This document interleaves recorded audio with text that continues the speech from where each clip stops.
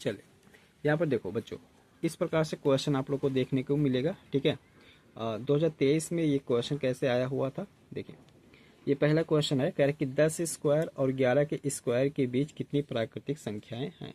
ठीक है, ये क्वेश्चन है। तो देखो कैसे इसको सॉल्व करेंगे। देखिए मान लेते हैं ये 10 का स्क्वायर है और ये 11 का स्क्वायर, इसके बीच में कितनी प्राकृतिक संख्या है। अगर इसको केवल आंसर ही बताना हो तो मैं इसको फटाक से बता सकता हूँ, लेकिन मैं जानता हूँ कि काफ़ी बच्चे ऐसे भी जुड़े हुए हैं जिनको कॉन्सेप्ट क्लियर भी करना ज़रूरी है। कुछ बच्चे ऐसे हैं जो इस सब प्रश्नों को पढ़े हैं अपने क्लास में और इसको आसानी से कर पाएंगे, लेकिन कुछ बच्चे हैं जो नहीं कर पाएंगे, इसलिए मैं कॉन्सेप्ट पहले क्लियर करता हूँ।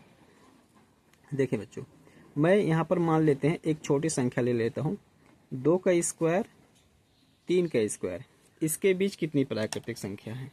ठीक है, अगर मैं ये प्रश्न होता कि 2 स्क्वायर और 3 के स्क्वायर के बीच कितनी प्राकृतिक संख्या, तो देखो क्या कर लोगे, ऐसे 2 दूना 4 होता है, 2 का 2 बार गुणा और 3 त्रिका 9, इसके बीच प्राकृतिक संख्या अगर देखो तो कितना आ जाएगा, देखो 5 6 7 8, कितनी प्राकृतिक संख्या है बच्चों, 4 आई कि नहीं आई।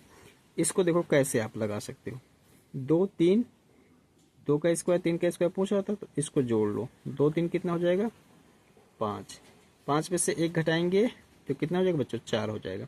तो कितनी प्राकृतिक संख्या है, 4 प्राकृतिक संख्या।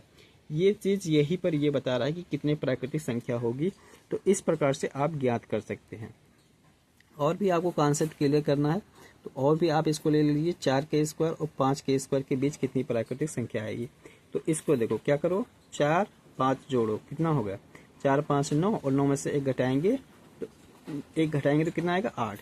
तो इसके बीच में 8 प्राकृतिक संख्याएं होंगी। ठीक है, तो इसी प्रकार से अगर यहाँ बताना है कि 10 के स्क्वायर और 11 के स्क्वायर के बीच कितनी प्राकृतिक संख्या आएंगी, तो क्या कर लो बच्चों, इन दोनों को जोड़ लो, कितना आ जाएगा बताओ बच्चों, 21 आएगा ना। 21 में से 1 घटा दोगे कितना आएगा, 20 आ जाएगा। तो यही 20 ही आंसर हो जाएगा। ठीक है, यही 20 आंसर हो जाएगा। तो इसमें देखिए कौन सा ऑप्शन सही है, इसमें तीसरा ऑप्शन सही है। ठीक है, चलो अगला प्रश्न देखते हैं।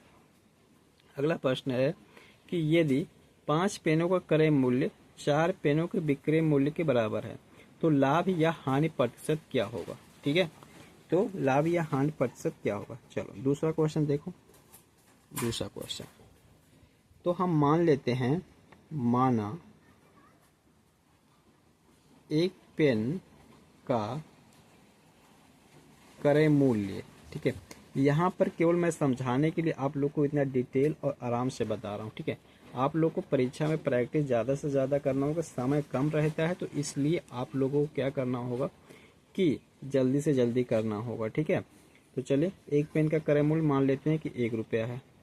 ठीक है, इसी प्रकार से 5 पेन का क्रय मूल्य कितना हो जाएगा, 5 रुपया हो जाएगा। ठीक है, चलो अब इसमें प्रश्नानुसार क्या कह रहा है, प्रश्नानुसार ये कह रहा है कि 4 पेनों का विक्रय मूल्य। ठीक है, 4 पेनों का विक्रय मूल्य, तो यहाँ पर देखो अगर हम 4 पेन का विक्रय मूल्य अगर हम देखें तो कितना हो जाएगा बच्चों, 5 रुपया हो जाएगा। मतलब 5 पेन के क्रय मूल्य के बराबर विक्रय मूल्य है, ऐसा कह रहा था। ठीक है, आप देखो क्या कर लो, तो एक पेन का विक्रय मूल्य कितना हो जाएगा, विक्रय मूल्य। ठीक है, 5/4 हो जाएगा कि नहीं हो जाएगा बच्चों। ठीक है, ऐसा हो जाएगा। चलें अब हमें यहाँ पर पता है एक पेन का क्रय मूल्य पता है और एक पेन का विक्रय मूल्य पता है। ठीक है, तो हम अगर एक चीज़ यहाँ पर देखो, यहाँ पर 1 रुपये का खरीदा और 5/4 रुपये का बेचा, तो अगर इसको हम दशमलव में बदलेंगे तो 1 दशमलव कुछ जाएगा ना, मतलब 1 रुपये से ज़्यादा जाएगा, इसका मतलब लाभ हो रहा है। ठीक है, लाभ हो रहा है। जब क्रय मूल्य से ज़्यादा विक्रय मूल्य होता है तो लाभ होता है। ठीक है, तो हम यहाँ पर क्या निकालेंगे, लाभ। क्या निकालेंगे, क्रय मूल्य, इसका विक्रय मूल्य, selling price minus cost price. ठीक है, चले सेलिंग प्राइस कितना हो जाएगा, 5/4 माइनस 1। ठीक है, चलो तो ये क्या हो जाएगा, 5 - 4/4 बराबर कितना हो जाएगा, 1/4 हो जाएगा। अब इसको परसेंटेज में बदलना है तो 100% से ऐसे गुणा कर देंगे, ठीक है। तो ये कटेगा तो कितना आ जाएगा, 25% आ जाएगा, ठीक है। तो ये आंसर हो जाएगा।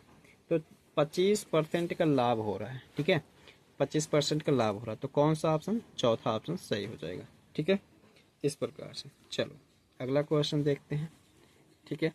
अगला क्वेश्चन यहाँ पर देखिए, कह रहा है कि दो राशियां x और y सीधे समानुपात में कही जाती हैं यदि x और y साथ साथ इस प्रकार बढ़ती या घटती हैं कि इनके संगत मानों का गुणनफल अचर रहे, अर्थात एक्स वाई बराबर k हो जाए, ठीक है। एक कथन ये दिया गया है और एक कथन ये दिया गया है।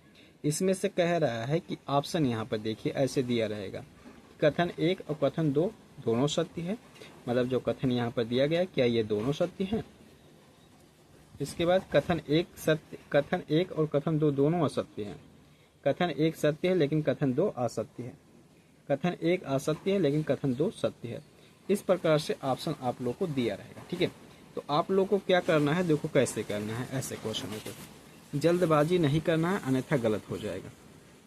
पहले कथन में क्या दिया होता, परिभाषा दिया हुआ था, कह रहे थे दो राशियां x और y सीधे समानुपात में कही जाती। तो सीधे समानुपात में कब कही जाएंगी दो राशियां, ठीक है। ये कह रहा है कि एक साथ बढ़ती तथा एक साथ घटती हैं। समझते हैं यहाँ पर, मान लीजिए कि कोई पेन है, ठीक है, एक पेन है, उसकी प्राइस 5 रुपया है, ठीक है, उसकी प्राइस 5 रुपया है। तो अगर हमें 10 पेन लेना होगा, ठीक है, तो कितनी प्राइस देनी होगी, 50 रुपया देनी होगी, ठीक है। एक पेन का अगर 5 रुपया दे रहे हो तो 10 पेन का कितने रुपया दोगे, 50 रुपया दोगे। मतलब यहाँ पर एक चीज क्या हो रहा है कि ये संख्या बढ़ रही है तो इसका कॉस्ट भी बढ़ रहा है, ठीक है।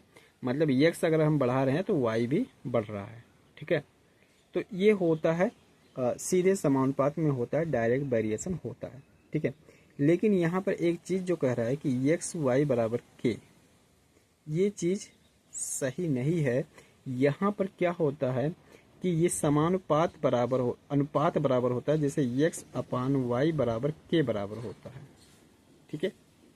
x अपान वाई बराबर k होता है। जैसे यहाँ पर देखें x/5, इसका देखो 10/50 अगर करेंगे तो 1/5 ही आ जाएगा। मतलब ये दोनों सेम आ रहा है तो इसको हम k का रूप नाम दे सकते हैं। तो यहाँ पर अनुपात बराबर होता है ना कि मल्टीप्लाई, ठीक है, गुणनफल। तो ये चीजें यहाँ पर आ सकती हैं, ठीक है। तो इसलिए ये कथन यहाँ पर आ सकती हो जाएगा। अब यहाँ पर कथन दूसरा देखते हैं। कथन दूसरा देखो क्या कह रहा है कि यदि 12 औरतें 15 मीटर कपड़ा एक दिन में बुनती हैं, ठीक है। तो यहाँ पर कह रहा है कि 12 औरतें, ठीक है, कितना मीटर कपड़ा बुनती हैं, 15 मीटर। तो एक औरत अगर होगी, एक औरत तो कितना करेगी, 15/12 मीटर बुनेगी, ठीक है। अब यहाँ पर देख, एक दिन में इतना कर रही है। 20 औरतें 25 मीटर कपड़ा एक दिन में बुन सकती हैं। तो अगर हम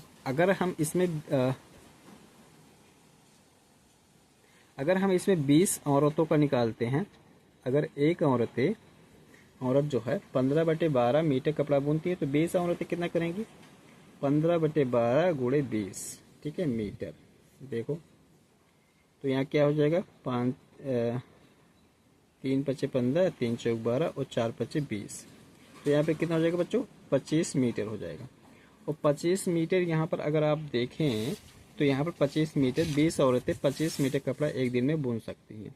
तो ये चीज़ें यहाँ पर दिया भी गया है, इसलिए यहाँ पर कथन दो सत्य है, ठीक है। तो इस प्रकार से हम कह सकते हैं कि कथन एक असत्य है लेकिन कथन दो सत्य है, ठीक है।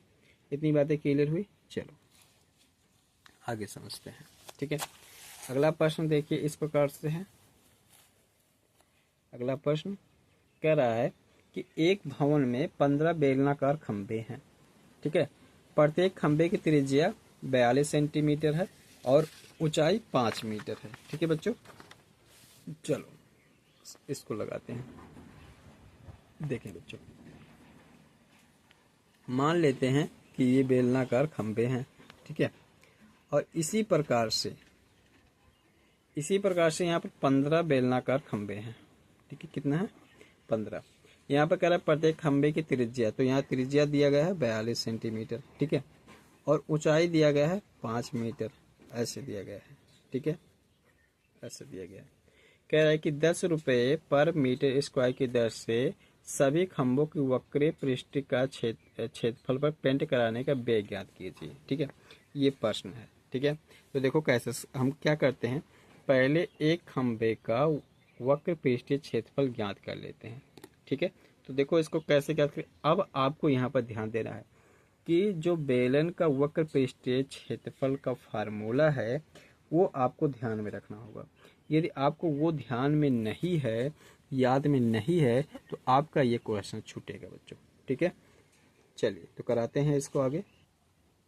चले तो इसका जो होता है वक्र पृष्ठीय क्षेत्रफल का फार्मूला होता है, वक्र पृष्ठीय क्षेत्रफल को जो फार्मूला होता है वो होता है 2πr/h, ठीक है। तो 2 पाई की वैल्यू 22/7, आर एक चीज यहाँ पर देखो, ये चीज सेंटीमीटर में दिया हुआ है, ये मीटर में दिया गया है, तो इसको हम लोग क्या कर लेते हैं, मीटर में बदल लेते हैं। तो 42 सेंटीमीटर दिया हुआ है, अगर इसको मीटर में बदलना है तो 100 से कर देंगे भाग ऐसे, ठीक है। चलो ऊंचाई कितना दिया है 5 दिया गया है, तो ये वक्र पृष्ठीय क्षेत्रफल आ जाएगा मीटर स्क्वायर, ठीक है। चलो अभी ये एक का आएगा, ठीक है, इसको जब गुणा करेंगे तो एक बेलन का वक्र पृष्ठीय क्षेत्रफल यहाँ पर आ जाएगा, ठीक है। चलो अब इसी प्रकार से अगर 15 का निकालना है, ठीक है, यहाँ पर 15 वक्र पृष्ठीय क्षेत्रफल निकालना है, तो क्या करेंगे, इसी में 15 से गुणा कर देते हैं, ठीक है, इसी में क्या कर देंगे 15 से गुणा कर देंगे। मैं यहाँ पर बच्चों क्यों ऐसा कर रहा हूँ, क्योंकि अभी एक साथ कट पिट जाएगा ना, ठीक है, अन्यथा गलती होने का चांस रहेगा। तो यहाँ पर 15 से गुणा कर दिया तो ये आ जाएगा मीटर स्क्वायर में, ठीक है। चलो यहाँ पे इसमें दिया हुआ था, ठीक है, इसमें दिया हुआ है कि यहाँ पर देखिए कि 1 मीटर स्क्वायर का जो खर्चा है वो 10 रुपया है, ठीक है। तो अब यहाँ पर 15 खंभे का वक्र पृष्ठीय क्षेत्रफल इतना पूरा आ गया, ठीक है। तो अब कास्ट कितना लगेगा ये चीज़ें यहाँ पर बताना है, तो हम लिखेंगे लगने वाला व्यय, ठीक है, मतलब कितना रुपया लगेगा। 1 मीटर स्क्वायर का जो खर्चा है वो 10 रुपया है, तो इतने मीटर स्क्वायर का जो खर्चा है इसी में हम लोग 10 से जब गुणा कर देंगे तो वो चीज़ें मैनेज हो जाएगा, ठीक है। इसको आप लोग बच्चों कोई ज़रूरी नहीं है कि मेरे तरीके से करो, आप लोग इसको गुणा कर करके भी कर सकते हो, लेकिन वैसे थोड़ा सा बड़ा जाएगा। अब देखो अब काटते हैं इसको, देखो 0 से 0 कटा बच्चों, ठीक है, 7 छक 42, इसको ध्यान दीजिएगा। देखो 5 दूना 10, ये 2 से 2 कट जाएगा, ठीक है बच्चों। तो और भी कुछ कटने वाला बचा ही नहीं है। अभी 22 गुणे 6 और गुणे 15 हो जाएगा, ठीक है, यही बचा। तो अब देखो 22 गुणे 15 छक्का कितना हो जाएगा बच्चों, 90 हो जाएगा। यहाँ पर देखो 0 9 दूना 18 और 9 दूना 18 19, तो टोटल जो रुपया आ जा रहा है 1980 रुपया आ जा रहा है, ठीक है, टोटल 1980 रुपया आ रहा है। तो इसमें देखते हैं कौन सा ऑप्शन सही है, 1980, देखिए चौथा वाला ऑप्शन सही है बच्चों, ठीक है। चलो अगला प्रश्न देखते हैं। यहाँ पर अगला प्रश्न है, कह रहा है कि -1/3 में कौन सी परिमेय संख्या जोड़ी जाए कि -5/6 प्राप्त हो जाए, ठीक है। देखो ध्यान दो यहाँ पर, तो हम मान लेते हैं कि -1/3 में x जोड़ देते हैं, मतलब अज्ञात संख्या जोड़ देते हैं, तो हमें कितना मिल जाता है, -5/6 मिल जाता है, ठीक है बच्चों। चलो x बराबर -5/6, इसको देखो इधर पक्षांतर करेंगे तो कितना हो जाएगा, 1/3 हो जाएगा ना। अब देखो इसका एलसीएम कितना आ गया, 6 आ गया, -5 × 1 हो जाएगा +1। तो मुझे उम्मीद है कि आप लोग को भिन्न का जोड़ घटाना करने में कोई दिक्कत नहीं होता होगा, ठीक है, क्योंकि यहाँ पर बच्चों ये आप लोगों को कंपटीशन का कोर्स है और यहाँ पर मैं जोड़ इसको सिखाने जाऊँगा तो थोड़ा सा नहीं मतलब समस्या है यहाँ पर ना। तो यहाँ पर देखो, तो यहाँ पर 2 से हो जाएगा, चूँकि इसको मैं और भी 60 में कर सकता था, लेकिन मैं जानता हूँ कि काफ़ी बच्चे जो है थोड़ा सा कमज़ोर भी जुड़े हुए हैं, ठीक है। तो इसको देखो हमने कर दिया, तो ये कट जाएगा, तो -1/2 हो जाएगा। तो जो संख्या आ गई वो कितना आ गई, -1/2। तो कौन सा ऑप्शन सही हो जाएगा, ये चौथा ऑप्शन सही हो जाएगा, ठीक है। चलो अगला देखो बच्चों, अगला छठा क्वेश्चन है, कह रहा है कि रामलाल एक समलंब चतुर्भुज के आकार का खेत खरीदना चाहता है, ठीक है। चलिए, इस खेत की एक समांतर भुजा दूसरी समांतर भुजा की दोगुनी है। यदि इस खेत का क्षेत्रफल 54,000 मीटर स्क्वायर है और दो समांतर भुजाओं के बीच की लंबवत दूरी 60 मीटर है, तो दोनों भुजाओं के बीच की लंबाई क्या होगी, ठीक है। दोनों समांतर भुजाओं की लंबाई ज्ञात करना है, हमें ये चीज़ बताना है। चलो हम इसको देखते हैं। तो खेत जो लिया है वो समलंब चतुर्भुज है, मतलब कुछ इस प्रकार का है, ठीक है, कुछ इस प्रकार का है। मान लेते ए है, बी सी डी, कुछ इस प्रकार से। इसमें एक चीज़ यहाँ पर ध्यान दो, इस खेत की एक समांतर भुजा दूसरी समांतर भुजा की दोगुनी है। मान लेते हैं कि ये भुजा x है, तो ये भुजा दोगुनी x का दोगुनी हो जाएगा, ठीक है। चले, इसके बाद यहाँ पर इसका जो इनके बीच की लंबवत जो दूरी जो दे रही है वो 60 मीटर दे रहा है, और इसका क्षेत्रफल जो निकाला गया है वो निकाला गया है बच्चों 54,000 मीटर स्क्वायर, ठीक है। आप लोग को देखो बच्चों बताना क्या है, इसमें बताना है कि इस भुजा और इस भुजा की लंबाई क्या होगी, ठीक है। ये चीज़ें आप लोग को बताना है। तो देखो बच्चों, आप लोग क्या करेंगे, अब यहाँ पर एक फार्मूला फिर आप लोग को याद करना होगा, समलंब चतुर्भुज का क्षेत्रफल, ठीक है, समलंब चतुर्भुज का क्षेत्रफल। तो एरिया ऑफ ट्रेपेजियम इंग्लिश वाले बच्चे समझ लें, ठीक है, इसको ध्यान में रखेंगे। तो देखो क्या हो जाएगा, एरिया ऑफ ट्रेपेजियम, ठीक है, क्या हो जाएगा, मतलब वही क्षेत्रफल, समलंब चतुर्भुज का क्षेत्रफल। तो देखो 1/2 भुजाओं का योग, तो भुजाओं का योग a + b लिख लेते हैं, और हाइट होता है h होता है, ठीक है। तो देखो कितना हो जाएगा, 1/2 और x + 2x हो जाएगा, और यहाँ पर मल्टीप्लाई कितना हो जाएगा बच्चों, 60 हो जाएगा ना, और एरिया यहाँ पे कितना हो जाएगा, 54,000 हो जाएगा। अब यहाँ पर देखो क्या हो जाएगा, 1/2 3x × 60, यहाँ पर हो जाएगा 54,000। अब देखो ये कट जाएगा, 30 हो जाएगा, ये जीरो इससे कटा, 3 × 3 = 9 हो जाएगा, ठीक है, 9, ठीक है, और 9 × 6 = 54, 600 आ गया। तो x = कितना आ गया, 600 आ गया, ठीक है, x = कितना आ गया, 600 आ गया। अब x हमने इसकी इस भुजा की लंबाई आ गया, तो इस भुजा की लंबाई कितना हो जाएगा, 2x है, मतलब इसी में 2 से गुणा कर देंगे, ठीक है, तो कितना हो जाएगा, 1200 हो जाएगा। इस प्रकार से हमें कितना मिल रहा है, 600 और 1200, ये दोनों भुजाओं की लंबाई हमें मिल जा रही है, ठीक है। देखते हैं क्या कोई ऑप्शन है, 600 और 1200 यहाँ पर देख सकते हैं, चौथा ऑप्शन यहाँ पर सही है, ठीक है। चलो आगे बढ़ते हैं। अगला है, कह रहा है कि एक 4 मीटर 50 सेंटीमीटर ऊंचे पेड़ की छाया 2 मीटर 80 सेंटीमीटर है। समान स्थितियों में 13 मीटर 50 सेंटीमीटर ऊंचे पेड़ की छाया की लंबाई क्या होगी, ठीक है। तो देखो इसको कैसे सॉल्व करेंगे।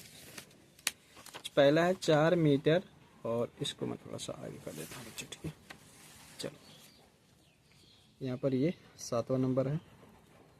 तो कह रहा है कि यहाँ पर हम लिख लेते हैं पेड़ की ऊंचाई, ठीक है, ऊंचाई, और यहाँ पर छाया कितनी दूर गई है, ठीक है, ये पेड़ की ऊंचाई है। अब यहाँ पर 4 मीटर 50 सेंटीमीटर दिया गया था, तो इसको मैं 450 सेंटीमीटर पूरा लिख ले रहा हूँ, ठीक है, और इसकी छाया कितनी गई थी, 2 मीटर 80 सेंटीमीटर, 280 सेंटीमीटर इसको लिख ले रहा हूँ, ठीक है। चलो अब यहाँ पर देखो कह रहा है कि 13 मीटर 50 सेंटीमीटर, तो यहाँ पर अगर हम इसको 1350 सेंटीमीटर ये हो जाएगा ऊंचाई, तो कह रही है कि इसका छाया कितना होगा। ध्यान से समझिए, जब 450 सेंटीमीटर ऊंचा पेड़ था तो उसकी छाया जो है 280 जा रहा था।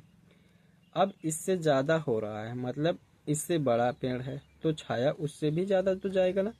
इसका मतलब ये क्या है कि ये आप लोग का अनुलोम समानुपात है, ठीक है, मतलब सीधा समानुपात है। तो इसको देखो लगाने के लिए ऐसे दो तीर नीचे ऐसे ऊपर कर लो, ठीक है। अब देखो इसको कैसे करेंगे, 450 1350 बराबर ऐसे लिख लो। इसकी जगह पे मान लेते हैं x 280 बटे x कर लेंगे, ठीक है। अब यहाँ पर ध्यान दो, ठीक है। देखो क्या करेंगे, ट्रांसपोजिशन कर लो, ठीक है बच्चों, पक्षांतर कर लो आप लोग, ठीक। इसको क्या कर लो, पक्षांतर कर लो। अब देखो एक काम करता हूँ, इसको इसके साथ गुणा और इसको इसके साथ गुणा करता हूँ। तो 450 गुणे x हो जाएगा बराबर 280 गुणे हो जाएगा 1350। x इक्वल टू हो जाएगा 280 गुणे 1350 बट्टे हो जाएगा 450, ठीक है ऐसे। अब इसको काट के सिंपल कर लो। देखो ये कट गया, तो 45 से इसको काटोगे तो 3 बार लगभग चला जाएगा, ठीक है, 3 बार चला जाएगा। 45 तियाँ 135 हो जाएगा, ठीक है। चलो अब इसका इसमें गुणा करते हैं, 3 पचे 15 3 चौके, ठीक है। अब देखें तो ये 0 पहले ही लग जाएगा, 3 8 24 के 4 हो जाएगा और 3 दूनी 6 और 6 दूनी 8 हो जाएगा। 840 आ जा रहा है, ठीक है। 840 सेंटीमीटर क्या होगा, इसकी जो छाया है वो जाएगी, ठीक है। तो देखते हैं 840 क्या कोई दिया हुआ है। देखो यहाँ पर 840, ये दूसरा ऑप्शन सही हो जाएगा, ठीक है। चलो आगे बढ़ते हैं। अगला क्वेश्चन ये है, ठीक है। चलो देखो 8 नंबर में है, कह रहा है 2x। चलो मैं सॉल्व करके ही बता देता हूँ। ऐसे गुणे 32 बराबर 128 हो जाएगा ना। अब देखो एक चीज़ करो, या देखो गुणा में इधर है ना, इधर जाएगा तो भाग में हो जाएगा। पावर के ऊपर जब पावर आता है तो पावर का गुणा हो जाता है, 128 और बट्टे कितना हो जाएगा, 32 हो जाएगा, ठीक है। चलो काटते हैं इसका, देखो 32 चौके होता है 128, ठीक है। तो ये हो गया। अब यहाँ पर देखो 2 पावर 2x, 2 की घात पे 2 लिख सकते हैं ऐसा। अब देखो दोनों तरफ बेस बराबर हो गया तो पावर भी बराबर हो जाएगा। तो 2x बराबर 2 और x बराबर कितना हो जाएगा, 1 हो जाएगा, ठीक है। तो x की ही तो वैल्यू पूछ रहा था, x का मान क्या है, तो x का मान कितना हो जाएगा, दूसरा ऑप्शन सही है, 1 हो जाएगा, ठीक है। चलो अगला प्रश्न देखो। अगला प्रश्न है, कह रहा है कि एक फैक्ट्री को कुछ वस्तुएं 48 दिन में बनाने के लिए 15 मशीनों की आवश्यकता होती है, उतनी ही वस्तुएं 30 दिन में बनाने के लिए कितनी और अधिक मशीनों की आवश्यकता होगी, ठीक है। तो देखो ये क्वेश्चन को देखो, ठीक है। तो यहाँ पर देखो कह रहा है कि दिन, मैं यहाँ पर दिनों की संख्या लिख लेता हूँ, ठीक है बच्चों। यहाँ पर देखो मशीनों की संख्या लिख लेता हूँ, ठीक। चले तो अगर हमें कोई काम है, ठीक है, जिसको हम 15 मशीन लगा रहे हैं तो 48 दिन ले रहा है, ठीक है, 48 दिन ले रहा है। तो अगर उसी काम को 30 दिन में करना है, मतलब कम दिन में करना है, तो मशीनों की संख्या तो बढ़ानी पड़ेगी ना बच्चों, ठीक है। देखो 15 मशीन अगर 48 दिन ले रहा है, तो अगर इसी काम को 30 दिन में करना, मतलब कम दिन में करना है, तो मशीनों की संख्या बढ़ेगी तभी तो हो पाएगा। तो हम मान लेते हैं ये x। तो ऐसा क्या है, ये प्रतिलोम समानुपात है, ठीक है, इनडायरेक्ट वेरिएशन है। तो ऐसे कंडीशन में क्या करेंगे, एक तीर नीचे एक तीर ऊपर, ठीक है, तीर वाला मेथड बता रहा हूँ। आप देखो क्या करेंगे, 48/30 ऐसे कर लेंगे बराबर, ये देखो जो तीर की दिशा है उसी साइड में करेंगे, मतलब इसको पहले इसको बाद में। अब देखो क्या कर लेते हैं, चलो ये x को इधर ही रहने देते हैं, इसको इधर भेज देते हैं। तो 48 गुणे 15 बटे कितना हो जाएगा, 30 बराबर ये x हो जाएगा, ठीक है। चलो 15 दूना 30 और ये कटेगा 2 दूना 4 2 चौका 8, तो ये x इक्वल टू कितना आ जाएगा, 24 आ जाएगा। तो कितना मशीन लगाना पड़ेगा, 24 मशीन लगाना पड़ेगा। क्या कोई ऑप्शन है, देखो यहाँ फर्स्ट ऑप्शन है, ये सही हो जाएगा। ठीक है बच्चों, चलिए मैं उम्मीद करता हूँ कि आप लोग को आसानी से चीज़ें समझ में आ रहा होगा। ठीक है, चलो अगला क्वेश्चन है 10 नंबर में। ठीक है, 10 नंबर में। ठीक है, तो यहाँ पर कह रहा है कि नीचे दो कथन दिए गए हैं, 125 एक पूर्ण घन है। तो पूर्ण घन संख्या क्या होती है इसको चेक करने के लिए जैसे 125 का ही एग्जाम्पल ले लेते हैं। इसका क्या कर लेते हैं कि प्राइम फैक्टर निकाल लेते हैं, आभाज्य संख्या निकाल लेते हैं। ठीक है, तो 5 गुना 10, 5 पचे 25, 5 पचे 25। ऐसे अगर ये आभाज्य संख्या का त्रिपलेट बन रहा है, ठीक है, तो वो क्या होगा, वो पूर्ण घन संख्या होगा। ठीक है, तो इसी प्रकार से 125 पूर्ण घन संख्या है। 1728 के घनमूल में इकाई का अंक 2 है। ठीक है, तो जब 1728 का आप लोग घनमूल निकालने जाओगे तो ये 12 आ जाएगा। ठीक है, तो इकाई का अंक कितना है, 2 है, तो इसलिए ये भी कथन यहाँ पर सही है। ठीक है, चलो ठीक है बच्चों, आप लोग को ये क्वेश्चन यहाँ पर रिपीट हो सकता है बार बार। ठीक है, कि इकाई का अंक क्या है, तो इस पे मैं घनमूल वाले पे एक ट्रिक आप लोग को देखने को मिलेगा बच्चों, यस से कोचिंग सेंटर 2 पर। उस चैनल को भी सब्सक्राइब कर लें, उस पे ज़्यादातर ट्रिक या जीके जीएस के क्वेश्चन आप लोग को मिलेगा। ठीक है, तो चले, तो इसमें क्या हो जाएगा, दोनों कथन सही हो जाएगा। ठीक है, चलो अगला देखो। अगला कह रहा है कि द रेसिप्रोकल ऑफ -4/7 और डिवाइड बाई 11/14। ठीक है, तो देखो कैसे क्या रहेंगे इसको। यहाँ पर -4/7 दिया हो ना, और डिवाइड बाई कितना, 11/14। देखो क्या करो इस यहाँ पर, -4/7 इसका गुणा हो जाएगा, ये पलट जाएगा, 14/11 हो जाएगा। 7 गुना 14 तो कितना हो जाएगा, -8/11 हो जाएगा। ठीक है, क्या कोई ऑप्शन है यहाँ पर -8/11? देखो अच्छा, अभी तो रुको, इसका व्युत्क्रम पूछ रहा है। ठीक है, तो ये 11 बटे हो जाएगा 8 हो जाएगा, माइनस ऐसे ही रहेगा। ठीक है, तो 11/8 ये देखिए दूसरा ऑप्शन सही है। व्युत्क्रम का मतलब क्या होता है कि उसी को उल्टा कर दो। ठीक है, चलो अगला प्रश्न देखो। अगला प्रश्न 12 नंबर में है, कह रहा है कि चलो यहाँ पर central angle of pie chart का यहाँ पर सेंट्रल एंगल दिया हुआ है और यहाँ सर्कल का फ्रैक्शन दिया हुआ है। ठीक है, तो यहाँ पर देखिए हम इसको कैसे निकालेंगे। देखो जैसे यहाँ 1/4 दिया हुआ है ना, अगर इसका पाई चार्ट का एंगल निकालना तो देखो कैसे क्या करेंगे। 1/4 को 360 से गुणा कर दो, तो जब इसको करोगे तो कितना आ जाएगा, 4 9 36, 90 आ जाएगा ना। इसका मतलब 90 कहाँ पर दिया गया है, डी पहले से मिलेगा। डी किससे मिलेगा बच्चों, पहले से मिलेगा। ठीक है, चलो इसके बाद 5/12 दिया गया है, 5/12 इसको भी 360 से गुणा करो, 12 3 36, तो इसको गुणा करेंगे तो 150 हो जाएगा। तो ये किससे मिलेगा, दूसरा मिल जाएगा पहले से। ठीक है, मतलब ए दूसरे पे चल जाएगा। तो यहाँ पर देखिए कौन सा ऑप्शन दिख रहा है, ए दूसरे पे। तो देखो यहाँ पर ही पहले से ए दूसरे पे ही और डी पहले पे, मतलब यहाँ पर ए दूसरे पे ही इसी ही ऑप्शन में केवल जा रहा है, तो यही वाला ऑप्शन सही हो जाएगा। ठीक है, इस तरीके से आप 360 से गुणा करके पूरा कर सकते हो, आप लोग लगा सकते हो। ठीक है, लेकिन हमें क्या है कि यहाँ पर केवल ऑप्शन बताना है, तो इतना ज़्यादा दिमाग लगाने की आवश्यकता नहीं। ठीक है, चलो अगला प्रश्न देखते हैं।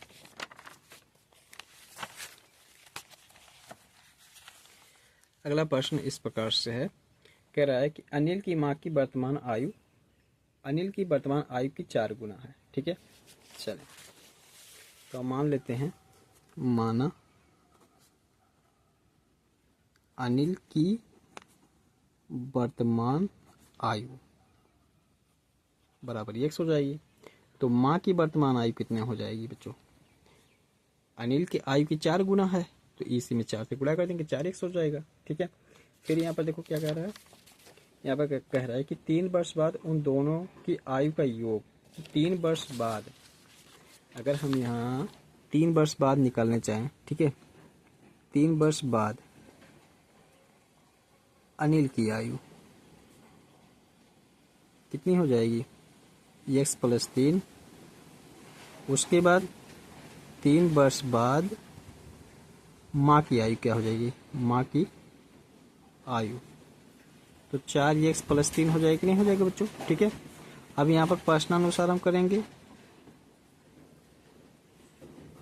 प्रश्नानुसार। अब देखो x प्लस 3 मतलब इन दोनों की आई को जोड़ लेंगे ऐसे, तो 66 हो जाएगा, ठीक है ऐसे। अब देखो ये जगह 5x प्लस 6 बराबर 66, तो 5x बराबर 66 माइनस 6 बराबर हो जाएगा 60, 5x बराबर हो जाएगा 60/5, ये कट जाएगा तो हो जाएगा ये 12। तो x इक्वल टू कितना आ जा रहा है 12। मतलब अनिल कितने साल का है 12 साल का, तो उसकी माँ कितने साल की होगी, उसकी माँ 4x है, ठीक है। तो यह 4 गुणे 12 बराबर कितना हो जाएगा 48। अनिल 12 साल का, उसकी माँ 48 साल की। कौन सा ऑप्शन सही है, 12 ईयर 48 ईयर, ये दूसरा ऑप्शन सही हो जाएगा, ठीक है। चलो अगला प्रश्न देखो। अगला प्रश्न है 14, कह रहा है कि दिए गए समांतर चतुर्भुज में अज्ञात कोण ए बी सी का मान है क्रमशः, ठीक है। तो यहाँ पर देखो ये समांतर चतुर्भुज दिया गया है ना। समांतर चतुर्भुज में क्या होता है कि जो आसन्न कोण होते हैं उन दोनों का योग जो होता है वो 180 अंश होता है, ठीक है। तो अगर हम इन यहाँ पर b प्लस 60 निकालेंगे, कितना निकालते हैं, b प्लस 60 बराबर 180, तो 60 180 सॉरी यहाँ b रखेंगे, 180 माइनस 60 कितना हो जाएगा 120 हो जाएगा। तो b की वैल्यू कितनी हो गई 120 हो गई। चूंकि ये समांतर चतुर्भुज है इसलिए इसके सम्मुख कोण भी बराबर होते हैं। तो ये कितना हो गया यहाँ पर, ये भी कितना हो गया, ये देखो ये 120 तो ये भी 120, मतलब a का मान भी 120, b का भी मान 120। c का निकालते हैं, ये 60 है तो ये वाला भी 60 होगा यहाँ पर, तो ये 60 है तो यहाँ पर कितना होगा 120 होगा, ठीक है। तो इसका मतलब ए बी सी तीनों का मान 120 ही आया हुआ, तो ये तीसरा ऑप्शन यहाँ पर सही हो जाएगा, ठीक है। चलो अगला प्रश्न है। अगला प्रश्न है, कह रहा है कि एक कार को 6 लाख में खरीदा गया, यदि इसके मूल्य में प्रति वर्ष 10% वार्षिक दर से कमी हो तो कार का 2 वर्ष बाद मूल्य होगा, ठीक है। चलिए तो इसको देखते हैं, 15 नंबर में है ऐसे। तो इसका अगर हम मूलधन देखें तो कितना है बच्चों 6 लाख है ना, 6 लाख है। और इसके अगर हम रेट देखें जो घट रहा है वो 10% के रेट से घट रहा है, और टाइम जो है वो 2 वर्ष है, ठीक है। तो यहाँ पर जो रेट होगा 2 वर्ष बाद वो कितना होगा P 1-R/100 इंटू टी ऐसे हो जाएगा। ये फार्मूला लगाएंगे, जब यहाँ पर घटता है तो यहाँ माइनस कर देते हैं, और जब बढ़ता है तो प्लस रहता है यहाँ पर, ठीक है। तो यहाँ पर देखो कितना हो जाएगा 60,000 1-10/100 और यहाँ पर पावर 2 हो जाएगा ऐसे, ठीक है।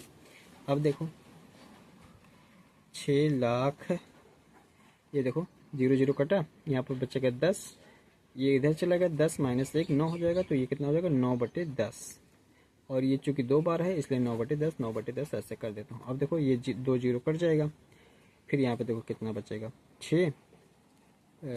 6,000 बचा, ठीक है। और यहाँ 9 9 81 हो जाएगा। फिर देखो 0 0 0 6 और 8 48, मतलब 4,86,000, ठीक है। 4,86,000। क्या कोई ऑप्शन है, देखो तीसरा ऑप्शन है, तो ये सही हो जाएगा, ठीक है। चलिए अगला क्वेश्चन देखते हैं। अगला क्वेश्चन है 16 नंबर में, तो बहुत ही आसान दे दिया गया है। कह रहा है कि निम्न में से ए का मान क्या होगा। तो देखो यहाँ पर कितना आया 3 आया हुआ है, तो ए का मान 8 लेंगे, 8 5 13, तभी तो यहाँ पर 3 होगा, ठीक है। और यहाँ पर भी देखो एकदम शॉर्ट कर रहा है, 8 1 9 9 1 10 हो जाएगा, ठीक है। तो ये 8 सही हो जाएगा। चलो अगला देखो। अगला क्वेश्चन है, कह रहा है कि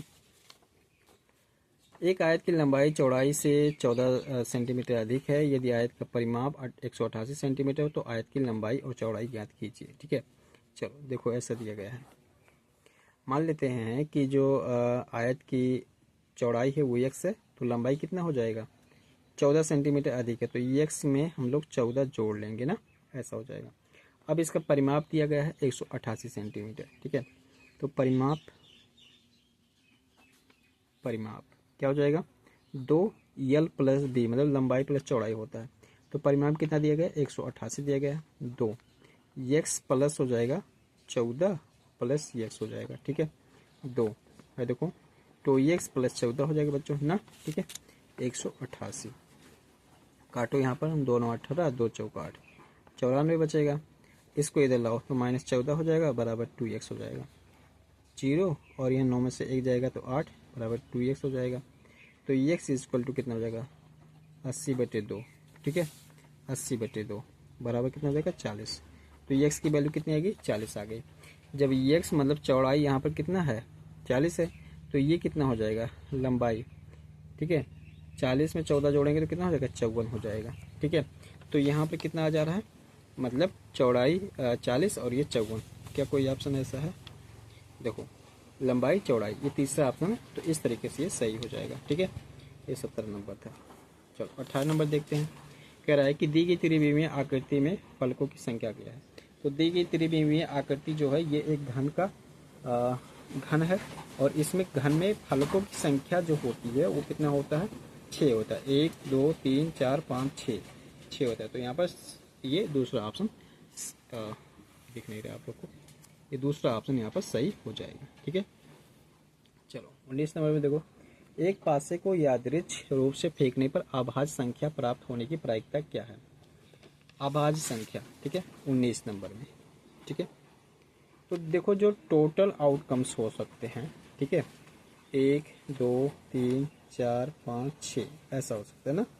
और जो प्राइम नंबर आने की जो संभावना है वो क्या हो सकता है 2 3 5 ऐसा हो सकता है, ठीक है। प्राइम नंबर आने की संभावना मतलब इसमें 3 और इसमें 6 टोटल आउटकम्स, ठीक है। तो प्रोबेबिलिटी प्राइम नंबर आने की कितना हो जाएगा 3/6 हो जाएगा, मतलब 1/2, 1/2 संभावना यहाँ पर रहेगी। तो ये फर्स्ट वाला ऑप्शन सही हो जाएगा। तो इस प्रकार से बच्चों आप लोग को जितने भी क्वेश्चन कराए गए और इसके क्वेश्चन आगे कराया गया है, आप चैनल की प्लेलिस्ट में जाए, श्रेष्ठा एग्जाम 2025 के प्रश्नों को देखें, वहाँ पर सभी प्रश्न मिल जाएंगे आप लोग को। सॉल्व करें बच्चों, आप लोग की तैयारी बहुत अच्छे से हो जाएगी, ठीक है। तो मिलता हूँ बच्चों किसी दूसरे वीडियो में।